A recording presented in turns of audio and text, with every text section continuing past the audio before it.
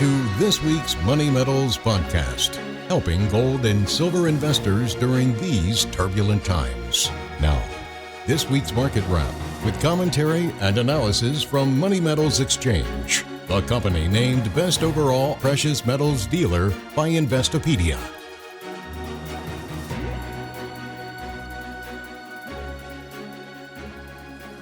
Welcome to this week's Market Wrap podcast.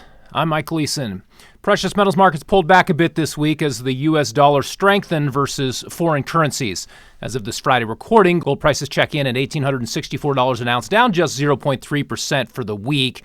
The big breakout above $1,800 remains in force, so until proven otherwise, the larger trend does remain bullish. Turning to silver, the white metal is down 1.8% this week to trade at $24.94 an ounce. Platinum is off 4.6% to trade at $1,047. And finally, palladium is putting in a weekly decline of 1.7% as prices come in at $2,110 per ounce. In other markets, the rising dollar index put downward pressure on crude oil and gasoline futures this week. Consumers who have been experiencing pain at the pump should get a bit of a reprieve in the days ahead, but it could be short-lived. The same government policies that helped drive gas prices higher this year are still in place. Massive fiscal and monetary stimulus coupled with disincentives for domestic energy production. Instead of addressing these underlying causes of higher fuel costs, President Joe Biden is calling for an investigation into alleged price fixing. Demonizing businesses and market participants is a convenient way for politicians to deflect blame. It's also a potential precursor to price control, shortages, and threats of nationalization. In response to political demagoguery over rising fuel costs, the American Petroleum Institute reports the gas prices are higher because demand is outstripping supply. It urges the Biden administration to lift restrictions on American oil and gas development. Instead, the administration is threatening massive new regulations on not just the energy industry, but also on the banking system and anyone who has a bank account. For starters, the IRS seeks the power to track activity in all bank accounts holding $10,000. And if President Biden's Marxist pick to be the next comptroller of the currency has her way, the entire banking system could be nationalized. Nominee Suale Amarova faced grilling by Senate Republicans this week. They focused in on her recent calls for the government to bankrupt the energy industry and for all private bank accounts to be taken over by the Federal Reserve. Here's what Louisiana Senator John Kennedy had to say. Calling for the federal government to set wages, food, gas prices.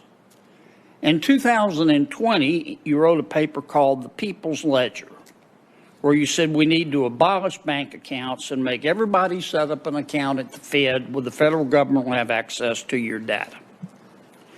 In 2020, you wrote another paper called The Climate Case for a National Investment Authority, where you said what we need to do, the oil and gas industry, is have the federal government bankrupt them so we can tackle climate change. In 2019, you joined a Facebook group, a Marxist Facebook group. I don't mean any disrespect. I don't know whether to call you professor or comrade. I hope you enjoyed that soundbite as much as I did.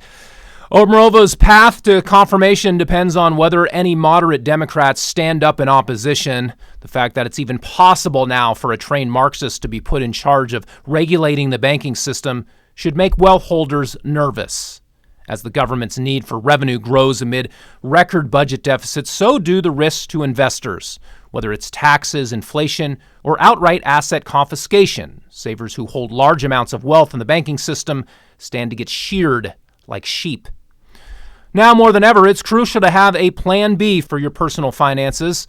That means having alternative sources of wealth that can't be monitored or touched by bankers or bureaucrats. Physical precious metals outside the banking system provide a measure of wealth diversification and stability.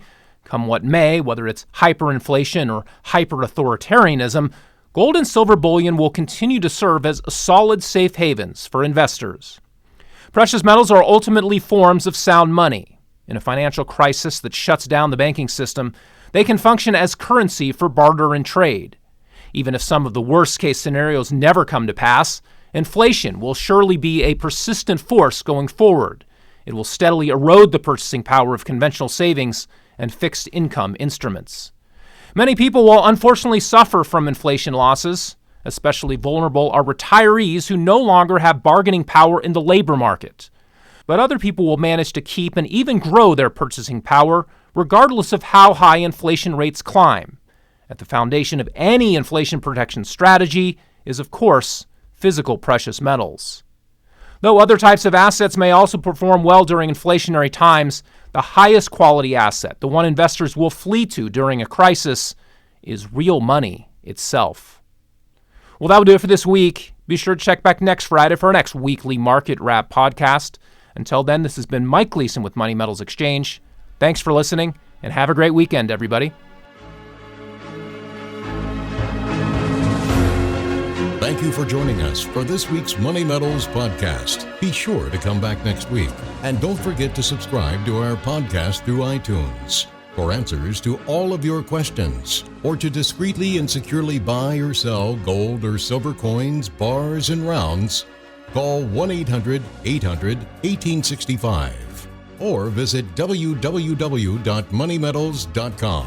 Our knowledgeable and no-pressure specialists are standing by to answer your call during business hours, Monday through Saturday. Or you can lock in your order online, 24 hours a day, 7 days a week. Again, visit us at www.moneymetals.com or call 1-800-800-1865.